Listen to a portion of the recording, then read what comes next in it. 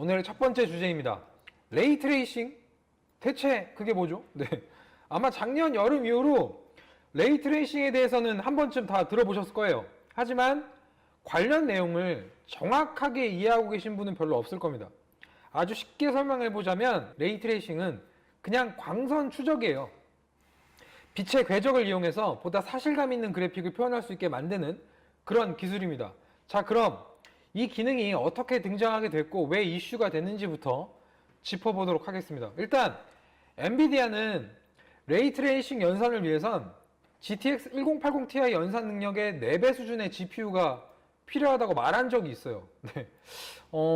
사실 이 4배 수준의 GPU, 이걸 쉽게 이야기하자면 GTX 1080 Ti에 박힌 그 GP102라는 칩에 4배 크기의 다이 면적을 가진 그런 칩이 필요하다는 건데 4배를 늘리기 위해서는 물리적으로 불가능하잖아요. 너무 커지니까. 그래서 실용적인 방안으로 만들어낸 것이 바로 튜링 아키텍처입니다. 네. 이 튜링 아키텍처는 파이프라인의 제작업을 거쳐서 그 FP와 INT 연산의 동시 실행이 가능해졌어요. 따라서 칩의 면적을 엄청나게 키우기보다는 다른 방법으로 이걸 가능하게 만든 겁니다. 물론 아직까지 이 레이트레이싱 연산이 적용되는 게임 타이틀이 엄청 흔한 건 아니에요. 그래서 아마 여러분들이 그 피부에 와닿는 그런 기능은 아직 아닐 겁니다. 그리고 사실 엔비디아가 주장한 이 레벨이라는 거, 이건 그 DLSS까지 모두 적용된 연산이거든요. 따라서 정확하게 레벨이라고 볼 수는 없어요. 네. 엔비디아의 마케팅의 일환으로 볼 수 있는 그런 부분입니다. 네. 그리고 RTX란 이름이랑 레이트레이싱을 동일한 개념으로 알고 계시는 분들이 있어요. 그러니까 RTX가 켜졌다, 이거를 레이트레이싱이 켜졌다, 이렇게 이해하시는 분들이 계신데 제가 깔끔하게 정리를 해드리겠습니다. RTX는 레이트레이싱이랑 DLSS랑 NGX까지 신기술이 총망라된 엔비디아의 새로운 네이밍이고요. 레이트레이싱은 그냥 레이트레이싱 기술을 말하는 거예요. 그러니까 한마디로 RTX랑 레이트레이싱은 동일한 개념이 아닙니다. 네, 틀리다가 아니라 다르다예요. 그리고 오늘 설명한 파스칼과 볼트 아키텍처 기반의 그래픽 카드에서도 이 레이트레이싱이 가능해질 예정이다 라는 거예요. 여기서 설명할 레이트레이싱은 엔비디아의 레이트레이싱이 아니라 DXR이에요. 그 마이크로소프트의 API 기반인 DX12 산하의 레이트레이싱 기술 지원입니다. 그리고 그걸 GTX 10 시리즈와 같은 구형 그래픽 카드에서도 이용하게 만들 것이다 라는 이야기예요.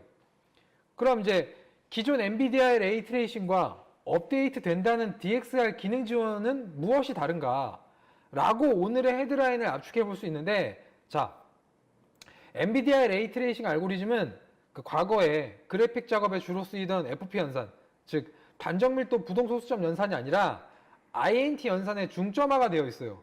여기서 INT는 정수 연산을 말합니다.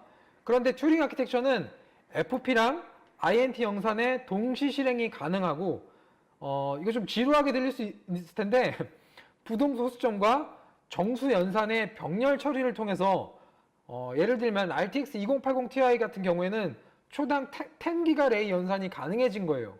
GTX 10 시리즈는 FP랑 INT 연산의 동시 실행이 불가능해요. 따라서 이런 레이트레이싱 연산에 부적합하다 이거죠. 그러니까 애시당초 DXR 구현을 염두하고 만들어진 제품이 아니었어요. 게다가 RTX 20 시리즈는 이런 차이 외에도 뭐 SM 성능 효율의 향상이라든지 캐시 구조의 변경이라든지 다양한 변화가 있었습니다.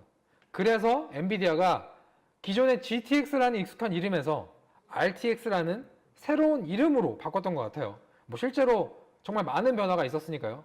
자, 그럼 이 연산 구조가 다른 이 두 제품이 어떤 차이를 보이는지 한번 자세히 살펴보도록 하겠습니다.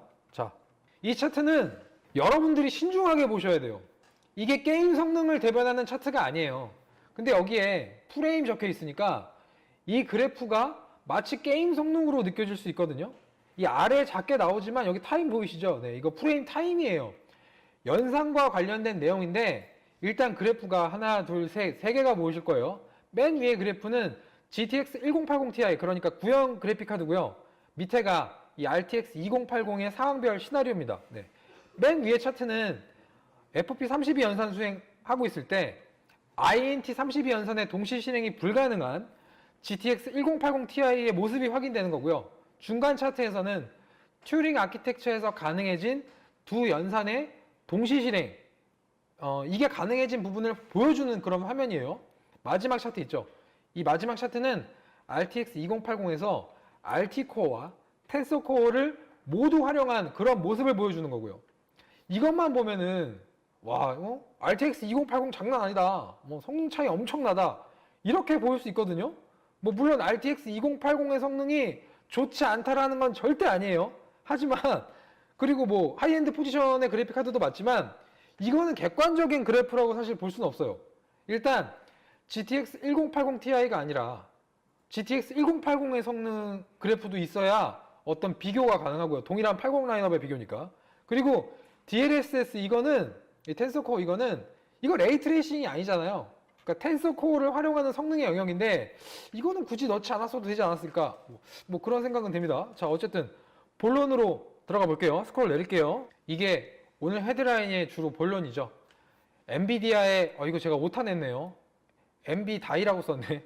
엔비디아예요, 여러분. 죄송합니다. 엔비디아의 지원 확대. 파스칼에서도 레이트레이싱 가능. 네. 일단 4월경에 드라이버 업데이트가 예정되어 있고요. 발표에 의하면요. 말씀드린 대로 파스칼과 볼트 아키텍처 기반의 구형 그래픽 카드에서도 DXR이 지원이 된다고 해요. 지원 대상은 여기 다 나와 있어요. 네. 파스칼에서는 GTX 1060 6GB 모델부터 타이탄 XP까지, 그리고 튜링에서는 얼마 전에 출시된 모델이죠. 네. GTX 1660부터 1660 Ti까지.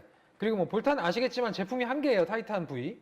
근데 리스트를 보면 여기 보시면 RT 이펙트라고 쓰인 부분이 RTX 20 시리즈와는 약간 달라요. 당연하게도 앞전 시간에 이야기한 연산 구조의 차이 때문에 레이트레이싱, 그러니까 광선 추적에 사용되는 광선의 개수에서 차이가 있을 수밖에 없어서 여기 로우 레이 카운트라고 표기되어 있고 그 외에도 베이직 RT 이펙트예요. 그러니까 DXR을 통해 기본적인 레이트레이싱을 지원하겠다는 겁니다. 뭐 어쨌든 엔비디아가 레이트레이싱 기능을 최적화해서 드라이버 업데이트를 통해 이런 것들을 제공한다는 부분이고, 기존 GTX의 성능 향상 폭은 엔비디아의 발표에 의하면 2~3배 정도 향상될 것이라고 해요. 근데 강조하지만 이건 엔비디아의 발표예요, 여러분. 저의 발표가 아닙니다. 그리고 살짝 아쉬운 건 DLSS의 지원은 불가능하다는 점인데, 뭐 물론 DLSS의 구현 자체는 텐서코어가 필요하기 때문에 아쉽게도 GTX 10 시리즈에서는 구현이 어려울 수밖에 없을 거예요. 그리고 게다가 이거 얼마 전에 나온 GTX 1660 그리고 GTX 1660 Ti도 텐서코어가 없거든요. 튜링 아키텍처 기반이지만 텐서코어는 없는 제품이기 때문에 마찬가지로 GTX 10 시리즈와 동일하게 적용이 될 겁니다. 엔비디아가 공개한 어떤 기능 구현에 따른 게임 성능을 한번 살펴보도록 하겠습니다. 일단 메트로 엑소더스예요. 여기 제가 적어뒀죠. 매직 그래프. 네. 이게 사실 매직 그래프의 완벽한 예시예요. 그래프만 보면 가장 좌측에 있는 이 GTX 1080 Ti의 성능이 대략 여기 보시면 이게 20이니까 한 18프레임 정도 되고요. 바로 옆에 있는 이게 RT코어가 비활성화된 RTX 2080의 성능인데 대략 20에서 한 25프레임 정도로 보입니다. 그리고 세 번째, RT코어를 활용한 RTX 2080인데 약 50프레임이고요. 그리고 맨 우측에 텐서코어까지 활용해서 DLSS를 킨 RTX 2080인데 60프레임이에요.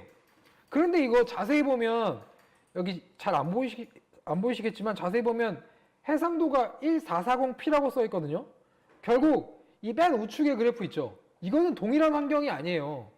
DLSS 기능은 해상도를 낮춘 다음에 감마를 1080p로 돌려서 다시 그걸 1440p 수준의 품질로 만들었다는 건데 결국 이건 동일한 조건의 비교라고 볼 수 없습니다. 그게 첫 번째 이유고요. 그리고 기능적인 구현의 조건 문제니까 뭐 어쩔 수 없다라는 걸 감안한다고 해도 객관적인 성능의 비교라고는 그 첫 번째 이유 때문에 보기에는 무리가 있어요. 그냥 기능 비교를 하면 몰라도요. 그리고 이 그래프만 보면 사실 오늘의 주인공은 구형 그래픽카드의 DXR 지원인데 이것만 보면 RTX 20 시리즈가 상대적으로 너무 좋아 보여요. 그 그래프 자체가 이 초록색 바가 너무 높게 있잖아요. 그러니까 한마디로 RTX 20 시리즈의 성능에 더 주목할 수밖에 없게 만들어 놓은 그런 매직 그래프입니다. 이것만 보고 여러분 GTX 1080 Ti랑 RTX 2080이랑 이렇게나 차이나요, 여러분. 네. RTX 2080을 사셔야 됩니다. 꼭 구매하세요. 이런 마케팅의 일환이에요. 네. 일반 소비자들이 이것만 봤을 때는 와, 이렇게나 차이나? 그럼 GTX 1080 Ti는 게임 성능이 진짜 많이 안 좋은 거구나. 이렇게 오해할 수 있는 부분이거든요. 그래서 그 부분은 제가 솔직하게 말씀을 드리고 싶었습니다. 그리고 이 부분은 이 게임 타이틀별 이 3배, 2.6배, 1.6배 차이 나는 이 부분은 제가 이후에 엔비디아 기술 이사님께 잠시 후에 전화를 해서 직접 물어볼 예정이에요. 네. Q&A는 여러분께 정보를 전달하기만 하는 게 아니라 어떤 시각에 대한 해석, 이런 것들을 전달해 드리는 그런 코너잖아요. 그래서 한번 정리를 해봤습니다. 자, 4월 엔비디아의 드라이버 업데이트를 통해 GTX 10 시리즈를 포함한 일부 그래픽 카드에서 DXR, 정확하게는 레이트레이싱 API겠죠. 이걸 사용 가능하게끔 만든다는 겁니다. 하지만 기존 RTX 20 시리즈와의 성능 차이를 극복하기에는 턱없이 부족해요. 네. 그리고 막상 레이트레이싱 기능을 사용했을 때 현실적으로 구동이 가능한 프레임을 만들려면 레이트레이싱 옵션을 중간 혹은 낮음 뭐 이렇게 설정하고 할 수밖에 없어요. 지금 뭐 FHD 해상도에서 일부 타이틀은 그 레이트레이싱 기능 키면 30프레임 나온다. 뭐 콘솔 기기 프레임이랑 뭐가 다르냐. 이런 이야기 있는데 기능을 키게 될 경우에 어느 정도 타협이 필요하다는 겁니다.